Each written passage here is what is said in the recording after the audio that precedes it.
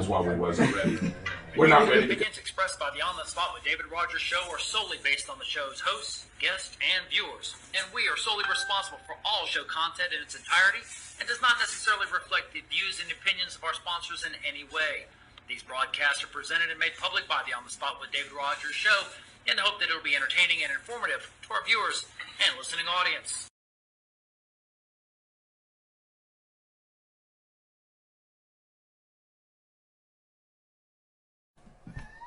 Good.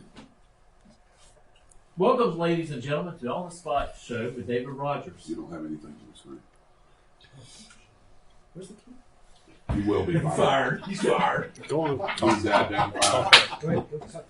Tonight, sponsored by Get Out of Here. Good evening, ladies and gentlemen. Welcome to On the Spot with David Rodgers. Tonight, sponsored by Southern Gem Photo Booth and Start. Not only do we bring fun to your event, we make it picture perfect.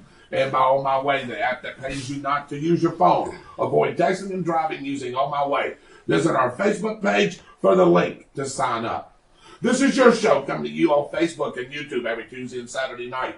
You control and run this show. We are just a rudder that steers this big old vessel. We bring it to you first for education, discussion, and debate of local news, politics, and sports, as well as the latest on the COVID-19 situation and breaking news around this great nation. We have you covered from Middleburg to Melrose to McIntosh, from Lake City to Lake Butler and Lake Como, from Waldo to Williston, from Lodi to Lulu. By the way, I've got a little something on that. And all points in between, including Gainesville, Palaca, Ocala, and of course right here in beautiful Stark, Florida. Now, here's your On the Spot team, making it happen every single week. First, our producer putting it all together behind the scenes.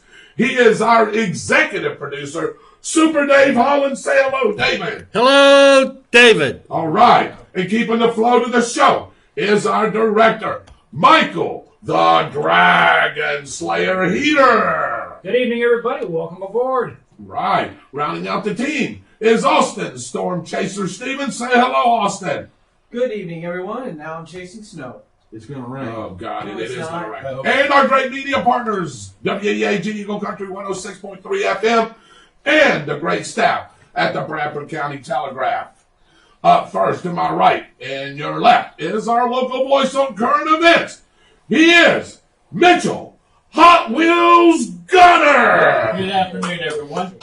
And back from the Great Western Adventure, our historian and governmental whiz, Byron, the Freedom Fighter, and stuff it in a paper bag well. It's better than paper and plastic. Thank you. Good evening, infidels.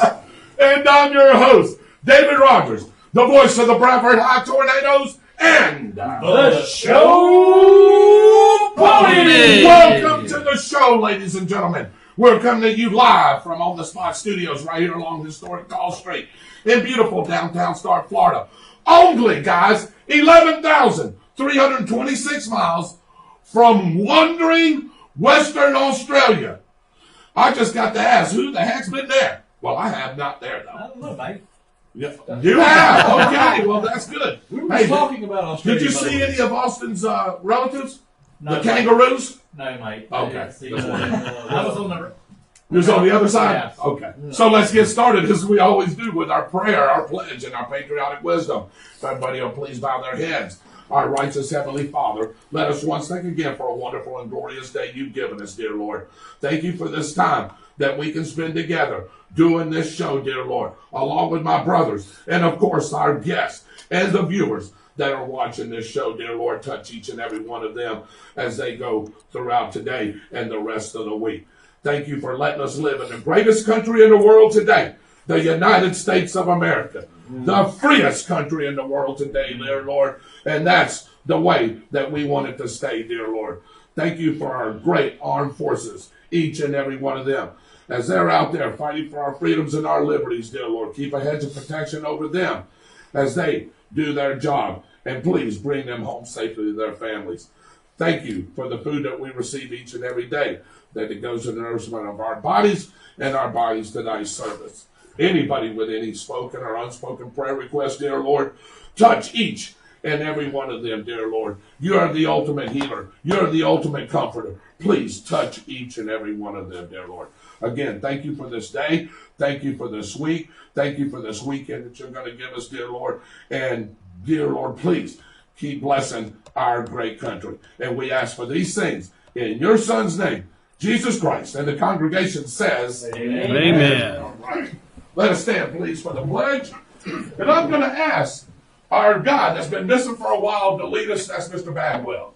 I pledge allegiance to the flag of the United States of America and to the republic for which it stands, one nation, under God, indivisible, with liberty and justice for all. Amen. All right, again, ladies and gentlemen, welcome into On the Spot with David Rodgers. I am your host, David Rodgers.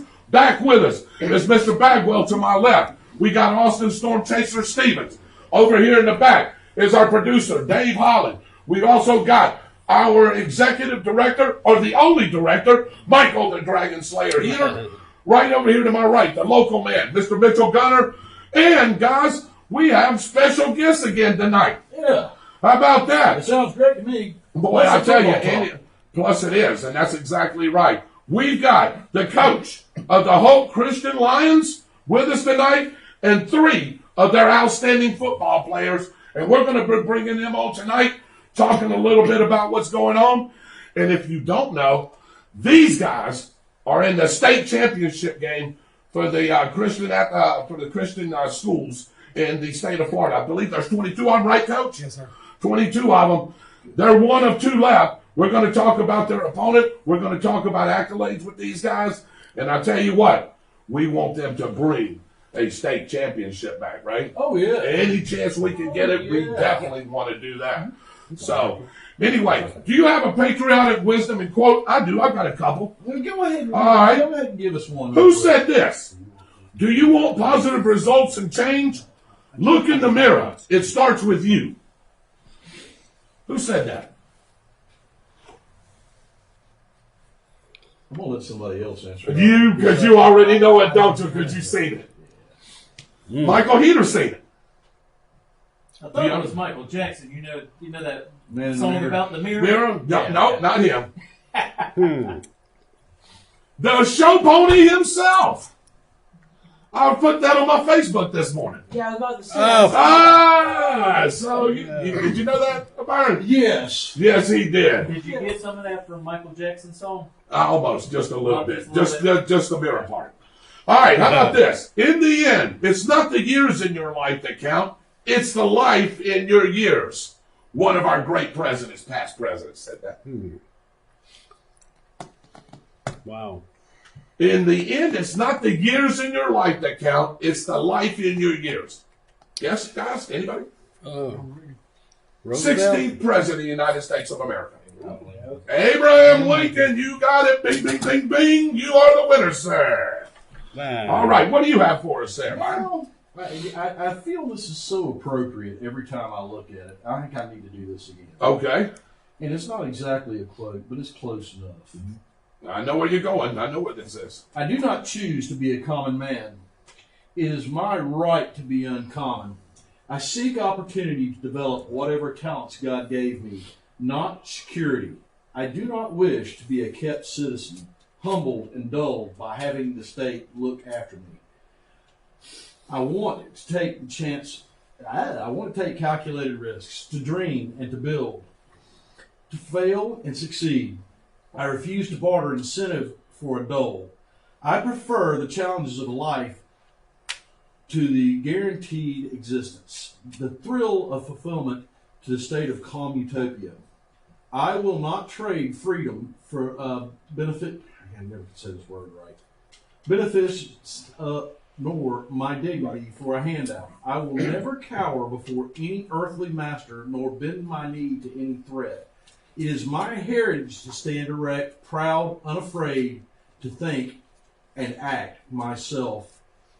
Enjoy the benefits of my creation and to face the world boldly and say, this, with God's help, I have done. And this is what it means to be American. That's the American creed.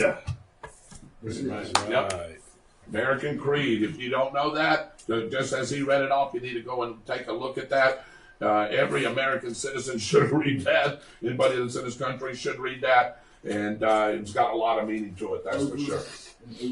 And over. And if you're my friend on Facebook, you'll see it probably once a week. Once a week. Yeah, at least. Yeah. So, which is good. Before we delve into today's latest, we want to recognize our fantastic sponsors who have been supporting our great show. This, gentlemen and ladies, this is our sponsor spotlight. Fun Point Food and Arcade, Southern Gym Photo Booth, Miracle Automotive and Recovery, and Dependable Waste Services.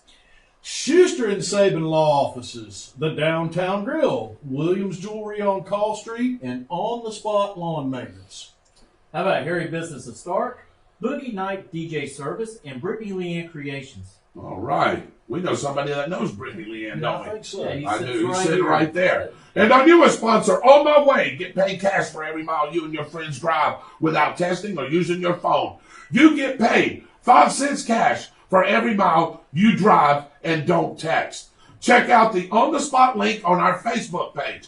On My Way, the app that saves lives. And I'm going to prove it to you. Michael Heater, how much dollars do you have by using that app? Well, let's see here real quick. I believe it pulls up here. Took a little bit of haven't done a lot of traveling with it like that, but for those of you that may be able to see that, I'm up to $1,403.82. Wow. So On My Way, use that app. Can't text and drive, and you get paid for not doing that. Hey, and it's legit. He's like, coaching back there. Yeah, let me get that. Yeah, what is that? And now, here's the 360, taking you around the region with news and weather in 6 minutes. It's 360 degrees in 360 seconds. Tonight brought to you by Harry Patel and Fun Point Food and Arcade and Start. Check out the all-new menu on Facebook or go to www.funpointstart.com. A Jacksonville man is lucky to be alive after he survived clinging to a sinking boat for 2 days over the weekend. Fishermen off the coast of Port Canaveral found 62-year-old Stuart B. 86 miles offshore. B left port on Friday and his boat began taking on water later in that day. Officials say he was in the water for 48 hours before he was rescued. He suffered no serious injuries and returned home earlier today. And I've seen him on television. He actually gave a brief thing of what went on the news channel. So thank goodness that man is alive. Especially with the way that those waters are as cold as they are, right, Austin? They're Right. actually pretty warm. Are they? Well, you'll have to explain that. They're in the 70s. Ooh, really? Yeah. Ooh. Okay, I will take your word on it. Bradford County firefighters were busy yesterday and back-to-back major incidents near Stark. It all began around 4:30 p.m. when a truck flipped several times on the bypass at mile marker 2 south of State Road 100. One driver was seriously injured after being ejected from the rollover. All northbound lanes were blocked for a time for cleanup. A second vehicle that was struck during the crash also had to be towed away. The Florida Highway Patrol is continuing the investigation. As crews were cleaning up from the crash, Bradford County 911 operators received a report of a storage building on fire. At 5:15 p.m. yesterday, firefighters from both the county and the city of Stark responded to the 18,700 block of Northeast 26th Avenue when a large storage shed caught fire. The building was a total loss, but there were no injuries. The state fire marshal is investigating it at this time. A 31-year-old man has died following a single vehicle accident early this morning in Putnam County. Around 1:15 a.m., an SUV was headed south on State Road 207 north of Wildwood Lane in East Palatka when the vehicle left the roadway and overturned. A Gainesville woman died after her car flipped several times on State Road 24 near Waldo on Sunday morning. The female driver, who was not wearing a seatbelt, was pronounced dead at the scene by the paramedics. The man, who was a passenger in the vehicle, was ejected and died from his injuries. The driver was seriously injured in the accident, according to FHP. It is unknown if either the driver or passenger were wearing their seatbelts. A 13-year-old and a 15-year-old were taken into custody by Alachua County deputies after they fled in a stolen car. The teens led deputies on a high-speed chase that finally ended up when a pit maneuver was used to disable the car. When the car came to a stop, the two boys ran off, but were caught by a K-9 deputy brought in to search. A handgun was also found in the car on Sunday night as well. Wow. Brooker Elementary School was forced to relocate their students to Bradford High School yesterday morning following a power failure on campus. Around 9:15 Monday morning, students were transported by bus to the high school auditorium while Clay Electric worked to repair a damaged transformer. Everything was restored within a few hours. Great news. A portion of Interstate 75 in northern Alachua County has been named in remembrance of Florida Highway Patrol Master Sergeant William T. Bishop this week after he was killed in the line of duty in 2017. On June 17, 2017, while conducting a traffic crash investigation near the 403-mile marker, Master Sergeant Bishop was struck by a southbound vehicle shortly after he was transported to a local hospital, and he succumbed to his injuries. In a follow-up story that On the Spot reported as breaking news last month, Polk County deputies say a Florida woman has died weeks after a group of teenagers intentionally ran her over as she defended her son. I remember this story. Investigators say the 14 showed up at Suzette Hinton's house and assaulted her son on November 9th, leaving her greatly injured. Charges for attempted murder against the 14s are expected to be upgraded to homicide charges real soon.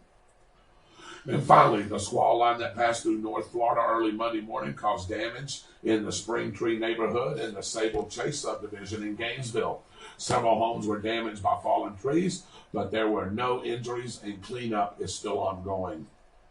Here now is your weather update, sponsored by Austin's Weather Service out of Keystone Heights. Find WWS on Facebook for the latest information.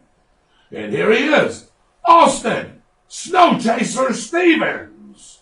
Good evening, everyone. Welcome.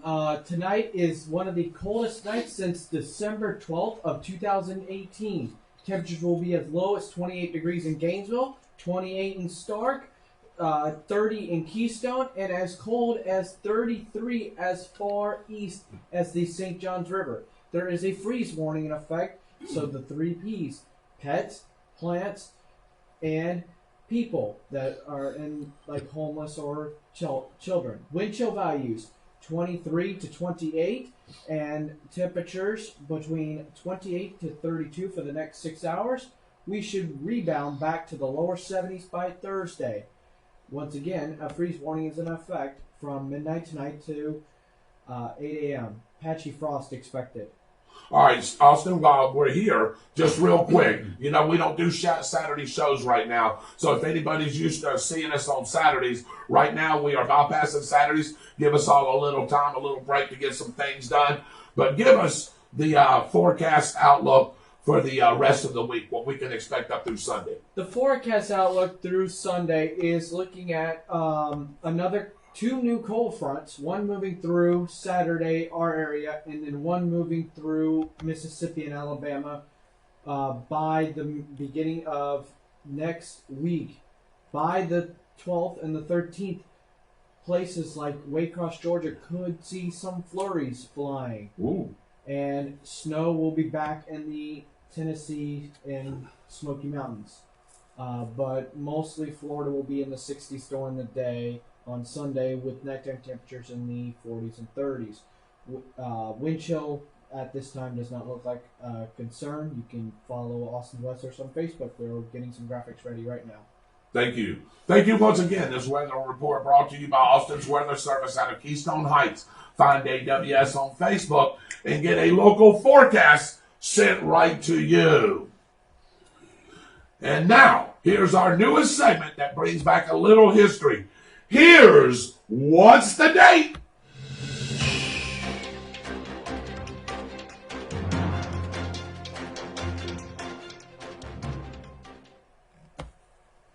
These are the headlines from the Bradford Telegraph during the first week of December in what year? Pair charged in Keystone Heights triple murder. Local woman 20 dies in car crash. And power plant walk-off lasts only hours. Was it December of 1971, December of 1973, or December of 1975? Let me reread those. This is where you guys at home can play, and the winner will get, at the end of the month that we draw out, will get a $25 gift certificate to the Downtown Grill. Who won the last one, Mother? Raymond, no. Oh, okay. Your mama was in there, and I think she came in second place. It came down to Two people. and we drew that out of the hat, and Raymond got And it. Raymond got won it. it. Yeah. Pair charged in Keystone Heights triple murder. Local woman 20 dies in a car crash. And power plant walk-off lasts only hours. Was it December of 71, December of 1973, and December of 1975?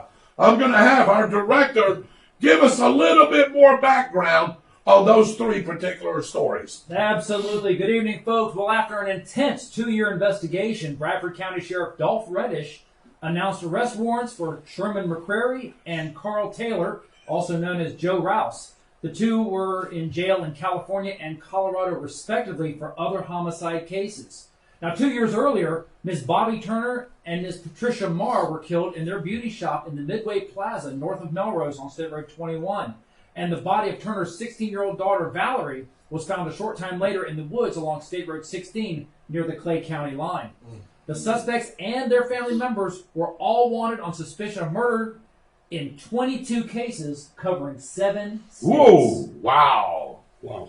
20-year-old Carol Barnes was killed when her car ran into the back of a stopped semi on US 301 north of Lottie in the early morning hours of Sunday during this particular week in December. The semi had stopped and was properly parked so the driver could get some sleep before continuing on to Tampa. Barnes' car apparently drifted into the shoulder, striking the back of the truck. FHP investigators believe she had fallen asleep at the wheel. And 10 Stark City Electric employees walked off the job after they were denied pay raises, but they all returned within a few hours after a new fiscal budget was passed. The walk-off happened after weeks of contentious negotiations over salaries for city workers, which ultimately led to a 5% increase for all city employees. Wow, nice. Now, pair charged in Keystone Heights triple murder. Local woman 20 dies in car crash, and power plant walk-offs last only hours. Was that December of 1971? December of 1973, or December of 1975. This is where you at home can play. We're going to start. We always have a watch party. Gentlemen that are from home, if you got anybody that's watching, you can share this. It's on the spot with David Rodgers. You can have everybody, all your friends watch it. Make sure you share that video that we're streaming live right now, so your friends and everybody, your family members, can definitely see you tonight. Mr. Bagwell, I'm going to start with you. What's your guess on that year? 73. Mr. Bagwell, BB. Austin. 73. Austin, Storm Chaser Stevens. All right, Donald. Okay. What about it back there? Well, I'm thinking 75, 73, so 73. Okay. David Holland. All right. Sir, what do you got? 75. 75, he says. All right. Gotcha. Coach? 1974. A 71, 73, or 75. I'm being a pain. 75. 75. All right. He's the coach going 75. All right. 74. Good guess, though. 73. 73. All right. Got that? 73. 73. All right. Mitchell? I'm going to go with the year I was born, 1975. 1975. Mitchell. I'm going 1973. And something tells me, and the car crash, I think, is what gave it away for me. Well, there's a bunch of things that gave it away. But for you, okay. But the thing that people should be paying attention to is one of the people that responded to this. Correct. Yeah, and that's exactly right. So, Michael? I've got a pretty good inside track on I that. bet you do, so you better not answer. I'm not going to answer that. All right. What do we have on a watch party, Dave? Who do you have back I got Sharon Petterprim. there? Is that the model? Yeah. Okay, the model. Sharon, 1973. 1873. By the What way, in the heck? hold on 1 second. By the way, you have certain of our audience members actually calling me paper and plastic Bagwell now. Thank you. I really appreciate that. Including the sheriff. Including the sheriff, paper and plastic Bagwell now. It fits, brother. It really fits. Bagwell. Paper and plastic Bagwell. Where did you come up with that? Okay. All right. Y'all remember Mr. Bagwell that used to play for the Astros? Oh, They okay. used to call him, you remember, Chris Berman used to call him that. Paper Paper and plastic, plastic. and that's where I got it from. See, I can deal with that. Okay. Because Yeah. Jeff Bagwell was a heck of a baseball Yes, he player. was, buddy. Let me tell you. All right, who else you got? Charles McKinney, What he's does he say? 75. Okay. Charles Will McKinney. Smith is 75. Will Smith says 75. Yeah. Okay. Robert McGee, 73. 73. Robert McGee. Okay. All right, Michael, who do you have? I'm coming off of the main page of the show. All right, go Tammy ahead. Touchstone says 1973. Who's that? Tammy Tammy. Hess? 73. Raymond Noe, 75. Raymond, no. Okay. Pepper Autistic is 75. Good. The baker extraordinaire says 73. That would be Ms. Bagwell. Okay. Roy Jackson 75. Mary Salvatore said 72. Can't give you that one. 71, 73, or 75? Right. And Randy Brooks said 75. Brooks is 75. Oh, I like Charles McKinney's idea better than your paper and plastic mess. What does he have? Yes, Patriot. No. How about Because we know he's already a patriot. We know that. This is a funny nickname. That's why. Who is that? Who said that? It's just Charles McKinney. Charles McKinney. That's why you're a viewer. Oh! Easy there. Easy there. Oh, Easy. You already know you can't pay any attention to him at all. Anyway, there's 4 people that have answered on this. Yeah. Charles McKinney said 75. Okay. We said Sharon Petterprin. Will Yep. Smith said 75. Okay. Andrea Nicole said 75. Okay. Our sheriff said 73. Okay. Did we say Raymond No already? Yes. Okay. Yeah. Tammy Tedstone said 70. Okay. Mhm. There was a couple of them I was sitting here going, how come he's not singing? You And know said what- Roy Jackson, correct? Yeah. And Randy Brooks. You said- Yeah, I got Randy. Okay. And there is Rachel Morgan, said 75. Okay. Rachel Moore. Anthony Bell said 75 also. Tony. Did you get Pepper? Yeah, got Pepper. Yeah. 75. Yeah. You know what's funny about this? Nobody has said 1971. Yeah. Not a single soul. It's because. So Can I tell them the clue? No.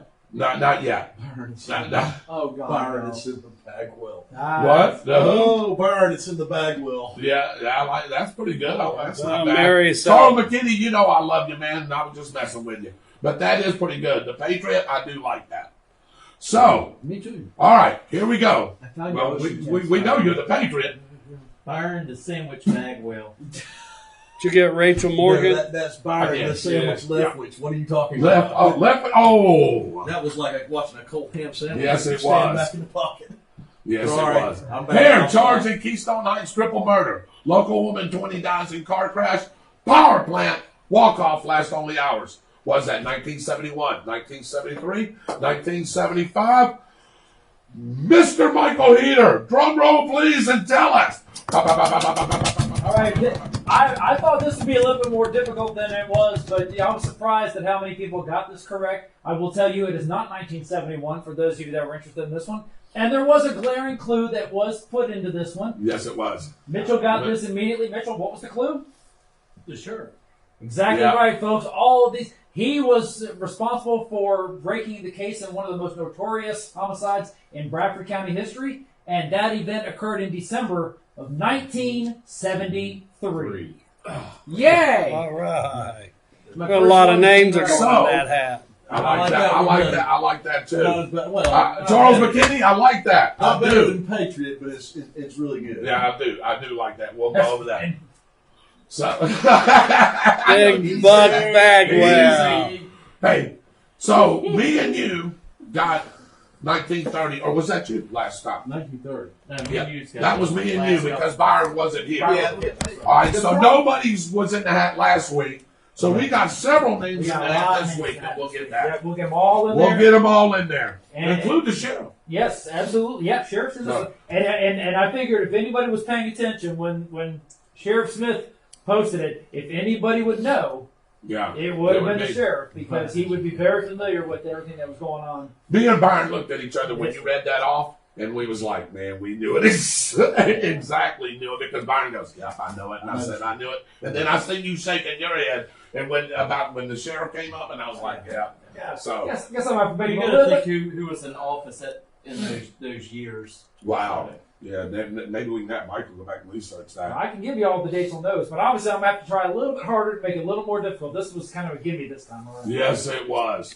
All right, again, ladies and gentlemen, welcome in to On the Spot with David Rodgers. Right here to my left, Mr. Byron Bagwell. We've got Mr. Austin Storm Chaser Stevens. We got Dave Holland, our producer. We've got Michael, the Dragon Slayer Healer, our director. Local guru, Mr. Mitchell Gunner, and I'm your host, David Rodgers. Let's get right on All right. to our local news because we got some gentlemen we want to bring in here, don't we, Mitchell? That is correct. We All got right. to honor these young men and help them farewell. Well, yeah. Our football game coming up this weekend. Hopefully, yeah, they can pull this thing off. All right. First of all, Vince, Christmas film on the field will start at 6:30 at David Hurst Stadium at the Bradford High School.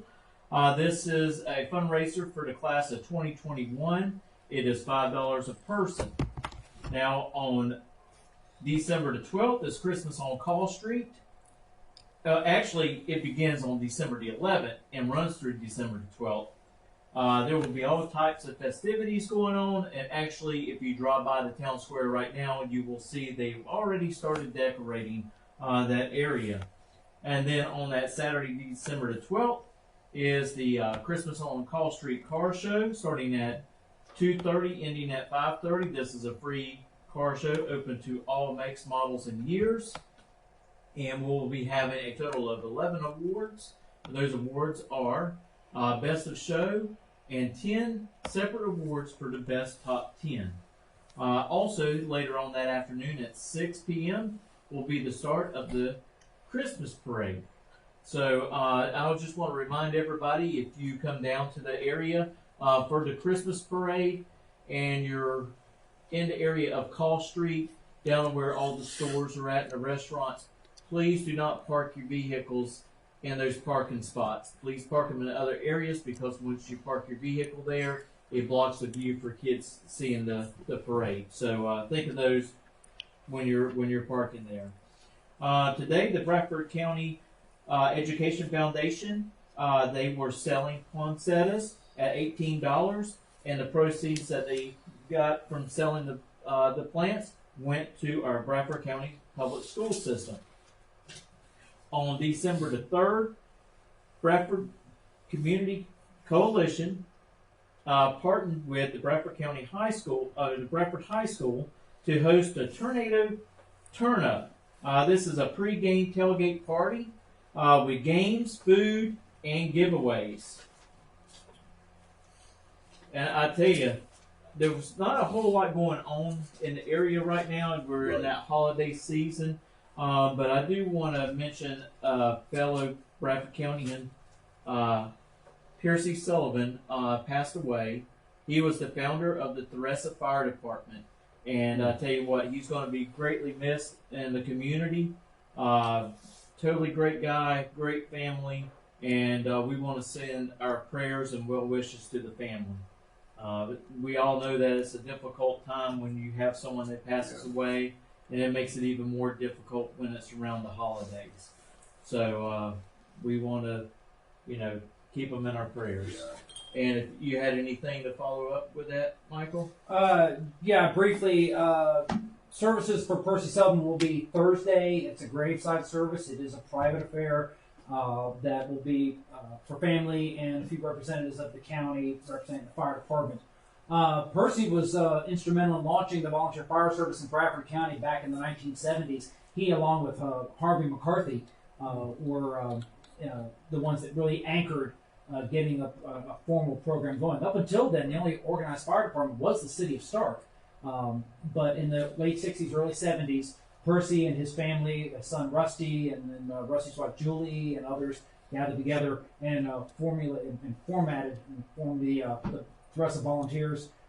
That since has grown magnanimously, actually, to where it is a paid fire station now. Engine 20 is staffed 24 hours a day, 7 days a week, which was one of the visions that Percy had. Along with Hilburn Springs and Harvey McCarthy and Terry McCarthy and those. That station has personnel in it there, and of course Lottie and Sampson City as well. I had the privilege of being with Percy Sullivan on his last fire. We had responded to a hayfield on fire that had spread into the woods and set several pieces of equipment on fire and up against some homes. I came rolling in to provide, support services and leadership stuff like that. And Percy was out there doing his thing, setting the pumps, pumping water, and kind of guiding everything going. And what I liked about Percy's demeanor was that it didn't matter if it was a hayfield on fire, house on fire, or medical call. Percy's demeanor never changed. He was a strong, silent type that if something needed to be done, he could accomplish more with a whisper than he ever could raising his voice. Right. I learned a lot just by watching Percy. I appreciated him. I appreciate his family. And I know that Bradford County is a better place because of Percy Sullivan and the memories and the work that he put into making this county safe, and that his efforts will never be in vain because lives are being saved today from the work that he has done in his life. It's laid that foundation, as you said, so condolences to the family and prayers as well. Well, I'm going to get into some COVID numbers real quick. Yep. Right now for the state of Florida is 1,103,507. New cases today, 8,847. Deaths since March the 1st, 18,916. Deaths today, 82. Want to get over here into our local area. Alachua County, they're at 13,297 cases now. They are at 105 deaths. Baker County, they're at 2,063 with 32 deaths. Bradford, we are at 1,447 with 19 deaths. New cases today in Bradford County, I will mention this because this is our most local area that we take care of. 5 new cases today. So, and for some reason my phone's not working with me. There we go. Go to Clay County. Clay County is at 8,348 with 148 deaths total, and they had 88 new cases today reported. Wow. Columbia County over there where you work, 4,923 with 32 new cases reported today and 94 deaths. And I know we want to get over to Leon County because we have a person who watches us Anthony from Black. over there. And Anthony Black from Tallahassee, Florida. While Mitchell's looking that up, I we've got got Renee Stegall from Pascagoula, Mississippi. I do want to talk about that in just a few minutes. Several people from the West over there, Byron, love our show, love what we do, and we just keep doing it because of the great viewers like those guys. Oh, yeah, definitely. I wonder if the CDC has actually updated the official numbers. Yeah, I was wondering that same thing too. over in Leon, they're at 15,644 cases, 259 new cases today, with 156 deaths. Wow. Also wanted to get into people still be cautious on US 301. They're still working on the bridge. Yep. It's coming along little by little. And also our overpass work that is going on as well. As you can see, they're trying to finish up that little curve off Right. there back to 100. They were hoping that maybe it would get completed before the parade on the 12th. I think that's going to be kind of hard to do. There's a little bit of a low-lying area there that they're going to have to put culverts in, and there's a lot of work, but they're getting there. They're making progress little by little. I know people reached out to me a while back about having lights at the on and off ramps at State Road 100 and 16. I'm still trying to find out who I need to go to discuss that. Usually you might have to go to FDOT. They may supply the lights, but then you have to ask the county to provide utilities for those lights, and they have to pay for the maintenance for those lights. So I'm trying to figure out who it falls upon. Everybody knows it's a dark area around there by now. Just need to slow down and make sure of your surroundings and be safe. We may have a resource on the show that's watching the show tonight who can ask another resource that's probably sitting right there by her about that.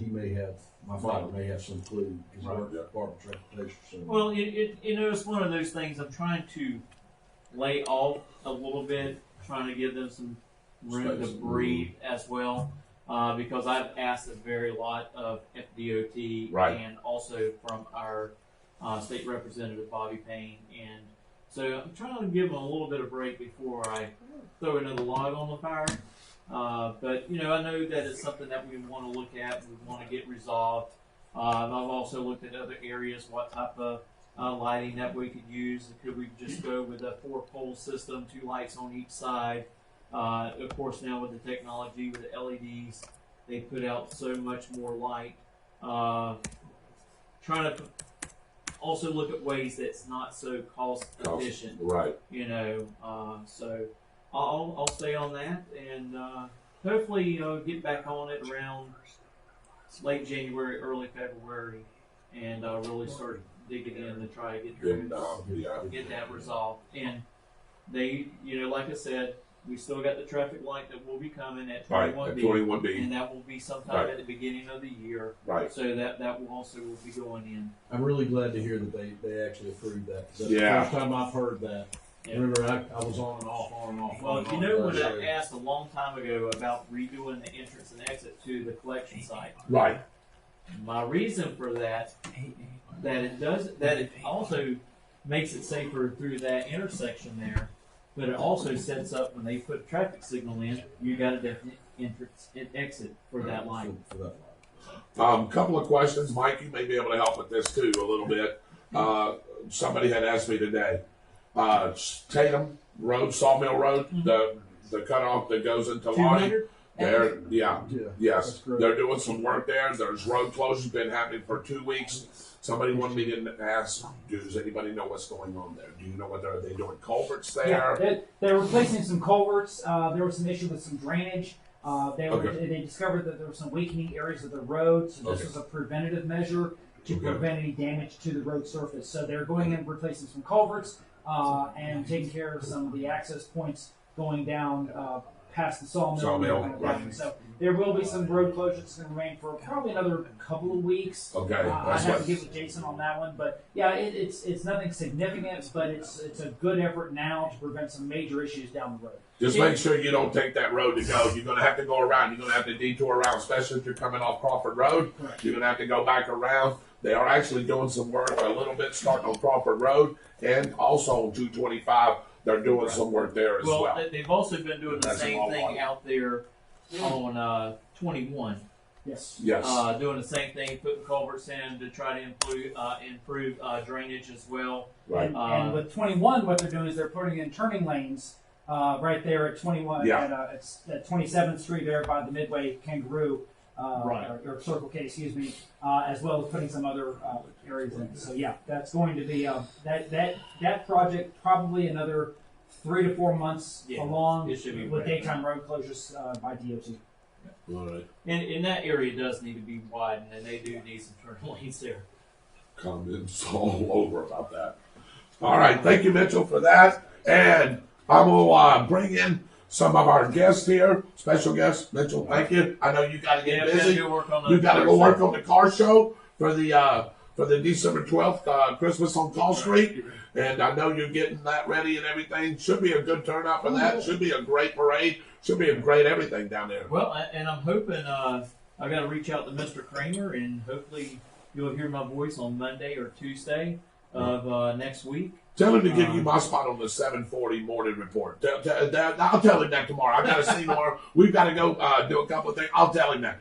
Give him my spot so he can talk about that. He usually gets us in there a little later. Yeah. We could try that, but usually it's like at Yeah. 8:30ish. Yeah. But yeah, we're going to try to get on the air and broadcast it even more. Let everybody know, hey, a lot of people's talking about, we had them on here. Yep. Talking about masks and stuff. Yep. If you feel comfortable wearing a mask, wear a mask. If you feel comfortable not wearing a mask, don't wear a mask. Do what you need to do that you think that makes you feel safe. Right. So. Exactly right. All right. As Mitchell departs, we're going to go over some comments here real quick. But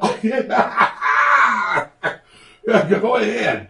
Hey, no, seriously, get a piece. Yeah. That's what my mom. Yeah. So, explain about this, Kate Byron. I mean, first of all, let me say this. Miss Shirley, I know you're listening. So is Donnie. We love both of you guys. You always take care of us. You're always giving us some kind of a snack. And if it's anything like that last one, Byron, they're going to be gone. It's basically a pumpkin cake, is what it is. Right. But it's a lot of people get the idea that it's like a pumpkin pie. This is not Right. like a pumpkin No. pie. It's almost like a pumpkin spice cake. Yeah. It is really, really good. And I am not a fan of pumpkin pies. No. I like them to a point, but I'm not a big fan. Can you eat 2 pieces of last one? Neither can confirm. You might want to say more than that. 'Cause I think Yeah, more than two I know I had more pieces. than It's 2 really pieces, good. too. I'm going to take your. I do not like pumpkin, but you've talked me into it. So You tried it the last You tried time. the last time. I think you had 2 pieces. So you might as well take those 3. Okay, I'll take these 3 then. So, but yes, that's exactly Where's from Miss my Shirley knife? Bagwell. So, yeah, gentlemen, come on in. We'll bring in the whole Christian Lions here. Do we need a chair right here, B? Yeah, we can get a chair right We there. got a chair right here. Coach, come join me right here. And while y'all are coming in, I'm going to go over some of these comments. Charles McKinney, I love that. Big Buck Bagwell, I can't be mean. No, Mr. Byron's going to have to explain to us in his segment on that big rascal that he got there. I'm going to be seeing that mounted on his wall pretty soon. Byron has a... Will Smith, do you like this one? Byron has a brand new Bagwell. I love the artist he's talking about, but Yes. I like the next one that came from me a little bit better, but that might Okay. get us in trouble. Gordon said the entire case file on the murder is in the closet next to you. It proves that good old-fashioned law enforcement, boots on the ground, solved crimes on the biggest national crimes at the time. Made several national magazines and headlines, he said. Yes. Wow, absolutely cool. Robert McGee says, Byron Bean Bagwell. All right, we're going on. It's going to get deep. I went with Some 75. people know me from Yeah. high school. It's Charles- going to get deep. Charles McKinney says, I went with 75 because that was the year he was born in. I don't blame you. Yeah, absolutely, Charles. And by the way, I love you. Anthony Bell, I'm a 75 Reagan baby myself. Yes. Gordon says, I was in the 3rd grade. Can you believe our sheriff was in the 3rd grade at that time? Yeah, Isn't that crazy? yeah. And he's been sheriff a long time, but Yeah, yeah. because he was actually at the high school when I was at the high school. Right. So I just stopped with my You'll just age. stop I right stopped there. with my Stop with age. your age I right stopped there. with my Okay. age. Well, at least you didn't ride the Pony Express like I did. Yikes, huh? I thought you were there. But that, never mind. I was Love looking- this. Or I it's was a looking man's around when work. they invented the wheel. Well, pretty close. Will as well. That's pretty close. Yeah. I won't tell these guys my age. They'll forget that. Or it's a man's world, Byron. Albie saw you in the homecoming of 301. Made him flip out. He loves him. So thank you very much, Tammy. We love Albie. Hello, Albie. Say hello, Albie. Albie! Great man, and Percy will be missed. Yeah, Charles McKinney. You was also the deputy at the high school when I was there. You helped me out one time with my chair. Matt Peterson, how are you, sir? What's happening with you? He's on. Robert Griffiths is on. Liz Tillery Holland. Dave's, what is that? Daughter-in-law. That's right. I was hoping for some more logs, Mr. Mitchell, but I understand it's close to holidays. Hi, Junior. How about that? From St. Joseph, Missouri. That's what I was- watching it. I couldn't find Junior on there. Yeah, I couldn't either. Where was he at? I don't know. Anthony Bell's been on, but we got Anthony Junior Bell's from- been on there. Apparently, we've got somebody from Missouri on. So Missouri on. Hello, Missouri. I'm sure it's snowy and cold there. Noah Gibson said those cakes look good, by the way, man. Y'all gonna get a piece of that, right? Y'all looking at that? They're looking at We're that. going to take that whole trip. This is that full side right here. Good luck on the car show, Mitchell. Matt Peterson, DJ and Sound Production will be there. Hope to see you all. Save me a piece of the cake, Kevin Halzone, my guy that helps me out on color commentary with the Tornado football games. Charles McKinney says, I will not wear a mask. And he says, good night to you, Mitchell. And we'll stop right there. And we're going to go ahead and get rolling in here. Ladies and gentlemen, last week or 2 weeks ago, we had a treat when we brought in Coach Tomlinson and some of the Tornado football players for their game against South Sumter. Unfortunately for the Tornadoes, Coach, just didn't quite get it done. Lost 9-6 down there in a good defensive struggle. And that ends the season for the Tornadoes. But I got a call from a good friend of mine. You know a guy named Will Smith? Yes, sir. Do you? Know him pretty well, don't you? Unfortunately. Calls me up, man. He's all excited. That did not sound like Hello, Will. There you go about that. He calls me up, all excited. David, golly. We going to be in the state champions. That's all he can talk about. Yeah. Last few days, that's all we talked about is that. So, without further ado, I've got 3 guys that play on the team for Hope Christian Academy. 10-0, first place in the North Division. Coach, y'all are going to be playing the Riverside Wranglers, I believe, out of Trenton. Is that right? Yes, sir. For the state championship, right? Yes, sir. Coach Aaron Morgan here with us. Coach, for everybody that don't know you, won't you look directly into that camera with that handsome face that you got right there and tell everybody who you are and what you got going over there at Hope Christian. My name is Aaron Morgan. I'm a Bradford County native. I played for Bradford County Tornadoes back in the 1990s. And oddly enough, back in 93, we lost to South Sumter Bushnell in a playoff game, too. So I feel bad about this year's current team losing to the same team we did. But we're trying to carry on a good tradition over at Hope Christian. We've been coaching there for several years, building a program, and the good Lord's blessed us with some incredible athletes. 3 of these young men that are with us here account for some tremendous football.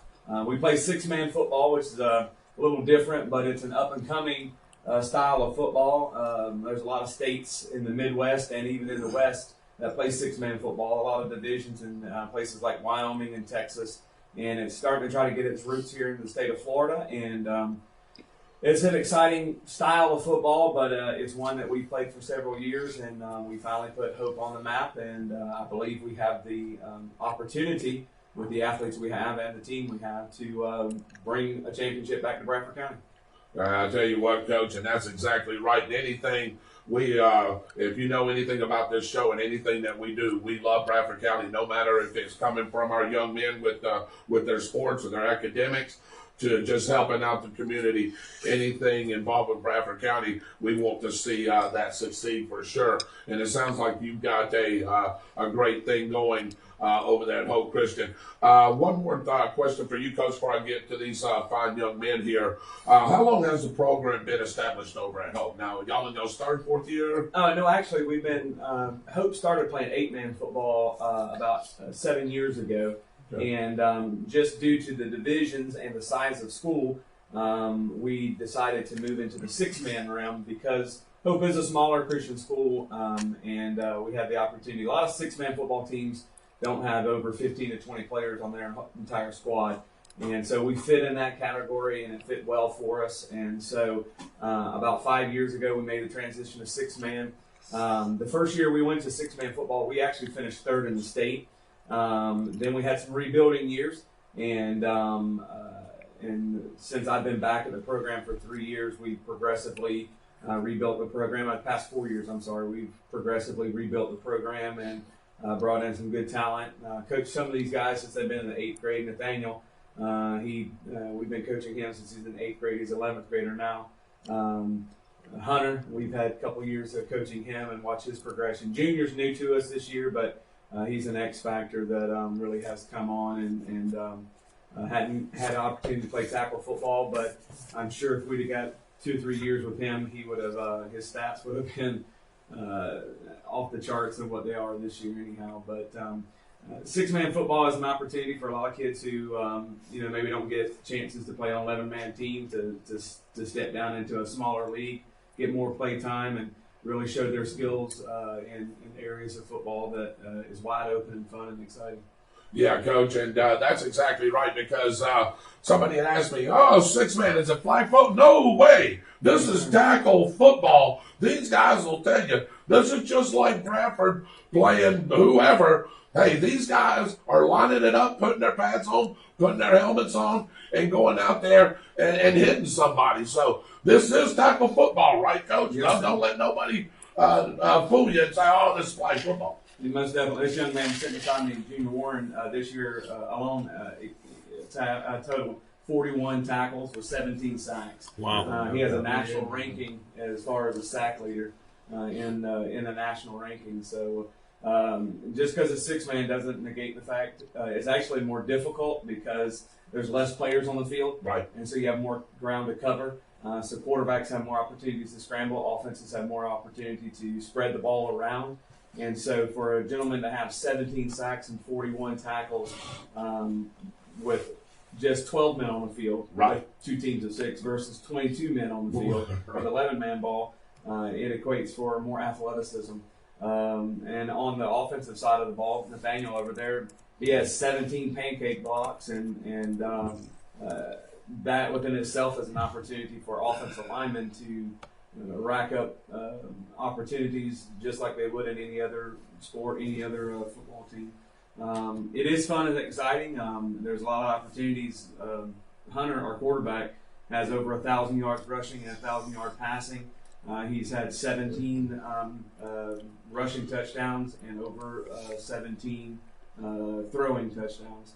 And so he is being nationally recruited, and we're happy to say that we believe that this year will be one of the first times in the history of Hope Christian Academy that we will have a collegiate athlete signed through one of our athletic programs. Boy, I tell you what, and that's great news. Anytime that you can sign an athlete in any level, no matter what division it is, that's always a good thing. Byron, I want to ask you a question. Those jerseys, who does that remind you of? Are you talking Little Pitt Panthers. Little Pittsburgh Panthers. Y'all get that a little bit? Little Pitt Panthers home jersey. I mean, away jersey. Yeah, well, they use the color jerseys at home. Looks a little bit of Pitt Panthers. Looks a little bit of Navy too. That's what I was about to say. Little Naval Academy too. I like that. I like the color scheme. Coach, who came up with the color scheme? I'm not sure. It was there and we came there and we just kind of adapted it. They always had it. We just made it look good. There you go. There you go. I bet Will came up with that if we asked him. Not a bit. All right. Over here to my left. Introduce your players or whatever you got. Actually, this is Nathaniel Smith. This is Will Smith's son. Right. And he is our starting offensive center. He's been our offensive center, like I said, since the 8th grade. And he's come up through the ranks, and he kind of anchors our offensive line and gives a lot of opportunities when we go to spread. He'll be the only offensive lineman we have, so he always tends to give Hunter just that edge to get open and free and make a pass or make a run. So he pretty much anchors our offensive line. He is not the entire offensive line. We have incredible athletes, but he has to snap the ball. And I'm glad to say that this year we've had we've had no turnovers when it comes to snapping the ball. So that's a testimony to a good center. And as anybody knows, if you don't get the ball in the quarterback's hands, you can't do much with it. No, you can't. And it's funny that you was mentioning some of his statistics there. You also play defensive end, right? Mm-hmm. So 11 pancake blocks. You got 3 catches, 2 for 35 yards. Yes, sir. Wow. On defense, you got a couple of sacks, 6 tackles, and a fumble recovery. And if some of these stats are off now, you can correct me now if some of these stats are off. So I know you were reading off some stats there as well. Your position, Nathaniel. I know the center, like you said, you got to get the ball with the quarterback. What trait has made you become the center that you are? In other words, you practice snapping the ball all the time. Is it a combination of you and him being on the same page? Y'all practice this quite a bit. I know y'all probably got restricted practices as well, right, on what you can do. So I don't want to get anybody in trouble here. But what's made you become a good center, I guess, would be my question. Mainly the relationship I have with my quarterback. We're real good friends, and I know where he's at all the time. I ain't got to look back there. I know right where I'm putting the ball. And just Most of the snaps, shotgun snaps? yes, sir. Got to go 5 yards back. So 5 yards, okay. So, Coach, in your league here, can you line up under center or no? We can, but the ball has to be has to go back 3 yards before it can be advanced anytime. Okay. So the only time we pretty much go into our center is we're going to victory formation. If we've already got the game in hand, I'll put Hunter under center, just take it so he can drop back and kneel on the ball. But if we're in our active offense, every snap is shotgun. Right. Size field you play on? You play on an 80-yard field? 80-yard field, yes. 80-yard field. I gotcha. I know one of the things that I'll go ahead and mention it now. We was hoping we was going to get that state championship game right here in our backyard at David Hurst Stadium. I see these guys shaking their head like, gosh, Lee, I wish we could have played there. Unfortunately, due to some other circumstances, that game will not be there. Coach, will you tell everybody where that game is going to be at now? We're actually going to be at Bronson High School. Bronson High School, December the 5th at 2 o'clock is when kickoff is. We're happy to play at Bronson. We're happy to play in North Central Florida because originally the championship game for many years have been held in Lakeland, Florida. Right. And just because of the outstanding season that we've had and outstanding season that Riverside Christian has, both teams were in North Central Florida. So our wonderful commissioner, Mr. Howard, Charles Howard, did some finagling, made some things work, and was able to get the game relocated to North Central Florida so all of our fans could go and really support the championship game this year. Instead of us having to travel 3 hours south, we're just going 45 minutes over to Bronson High School. And we appreciate the folks at Bronson High School for making the field available and getting everything open to what we could do. And we're just happy to play here close to home. Right. Byron, you got a question for any of these guys? I'm Just soaking it in. in. There you go. All right, the guy with all the numbers here, right? Yes, sir. The guy with all the numbers. Let me just read some of these numbers. This is just crazy. All right. Senior quarterback, right? Play a little defensive back. So on the offensive side of the ball, you have 950 passing yards? Actually, Or is it more than that? Actually, because of our last championship, our regional game, Right. Played Brandon Academy, he surpassed 950. And he's actually over 1,000 yards passing and over 1,000 yards rushing. So I can just take those off and just, good grief. Are you serious? Yes, sir. Wow. So let's just say that. Okay, 1,000 yards passing. Wow, excellent stats. 17 touchdowns, right, Coach? On the passing side or 16? On the passing side of it, now he's at 18. 18. Passing Okay. touchdowns for the season, and on the rushing side of it, he's at 20 rushing touchdowns for the season. 20 rushing touchdowns. All right, Byron. I went to school in Mississippi. If my math is right, 20 and 17. Is that 37 total touchdowns? Yeah. Good grief. Are you kidding me, Coach? I thought 30. it was 18. You say Well, 100. Well, he's got He has 18 18. passing touchdowns. Okay, so 38. No, don't let me give him all I of was them. going to say, give him his props. Yeah, I got to give this. I told you I went to school in Mississippi. Good grief. 38 total touchdowns. You got over 2,000 yards in total offense in 6-man football. That's just on the offensive side of the ball. That's correct. Defensively, has had 34 tackles or more probably now than that, right? Yeah, he's had 42 tackles. 42 tackles.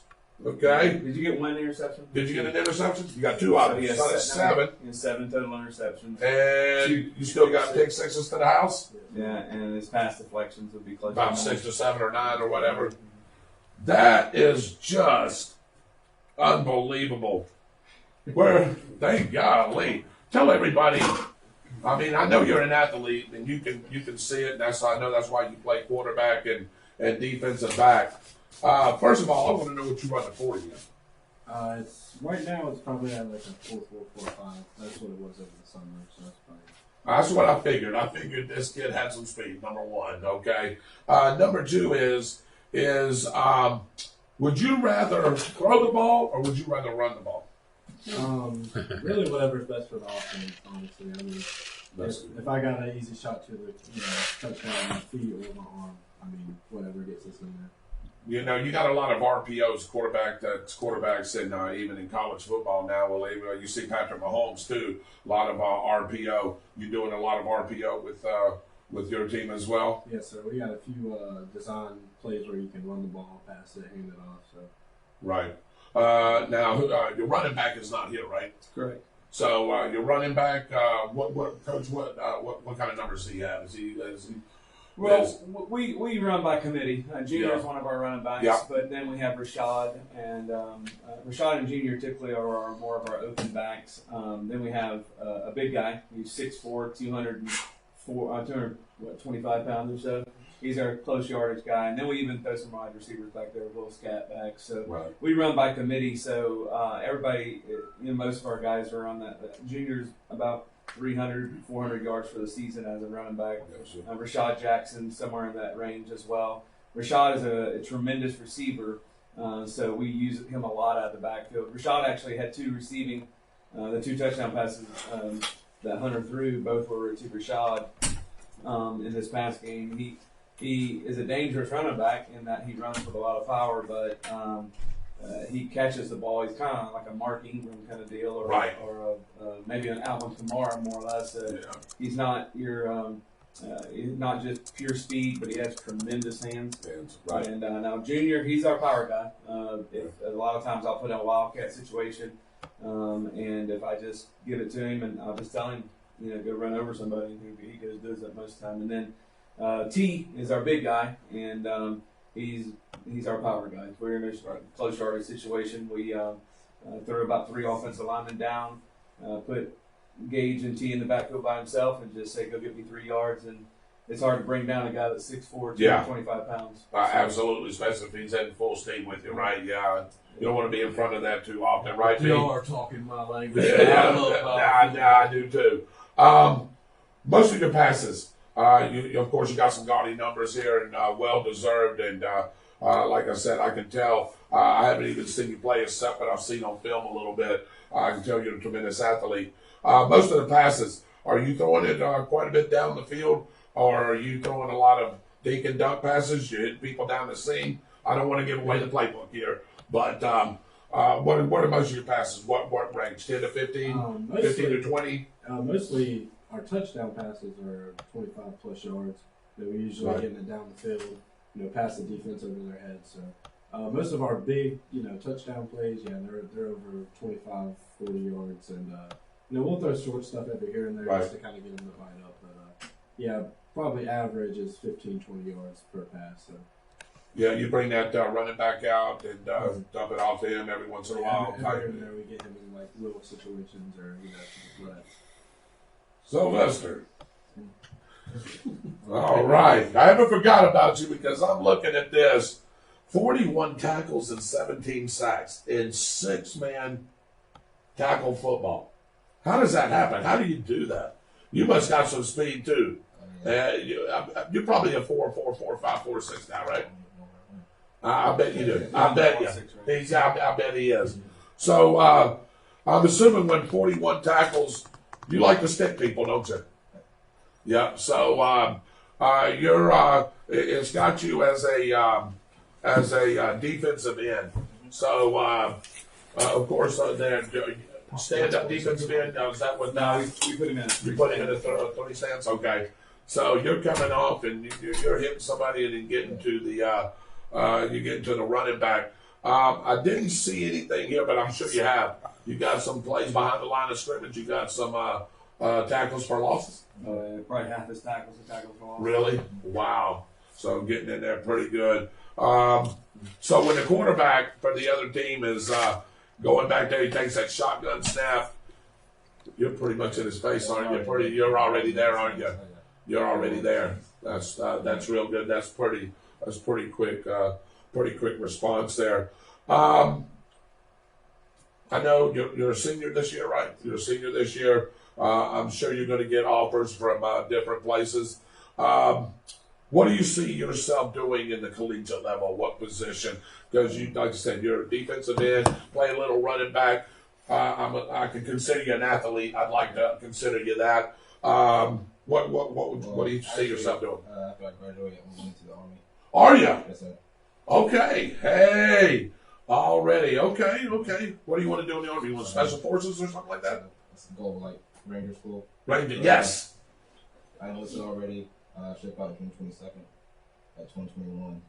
And after my own heart there, Coach. Gotta love that. I'm going to keep up with that. That's a good deal right there. Anybody that's already enlisted and want to serve this great country, man, thank you for that. And I really appreciate that. That means a lot. Now I know the Army's got some little squads and stuff that they got going on in there. You gonna be playing a little bit of that too?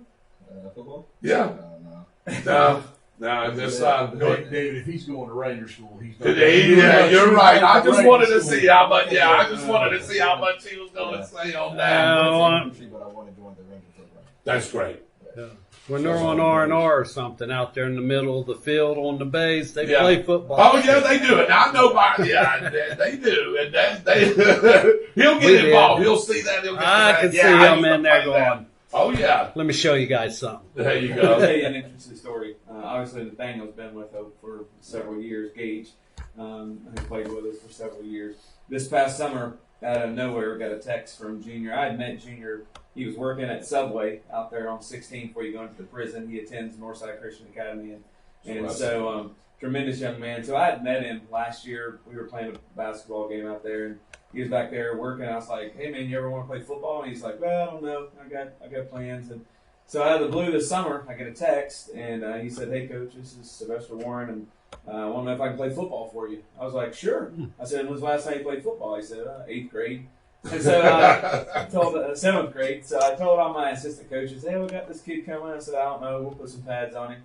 First day he showed up to practice, and we put some pads on him. I was like, "Well, this might work out for us." And within a few weeks, I told my assistant coaches, I was like, "He's going to be the X factor on our team this year." And so immediately he started making an impact defensively and running the ball. Just a tremendous athlete. Well, as you know, there are colleges interested in him. And I went to him and I said, "Hey, you got guys interested?" He goes, "Coach, I want to go serve my country."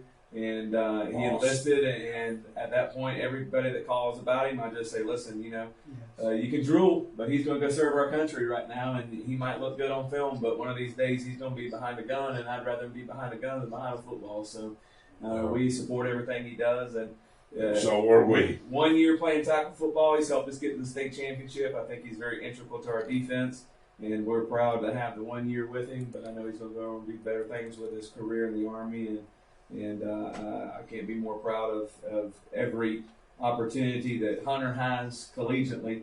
But I'm also proud of every opportunity he's going to take to serve our country and protect the freedoms we have today. David, what do you think about that, man? I tell you, you almost can't say nothing, right? Well, I'm 40-something years older than him, but it makes me want to go back to It my makes you, days. don't it? Yeah, I was just me too. I was like, and Byron's like, "Hey, I'm going right along with you." No, thank you, man.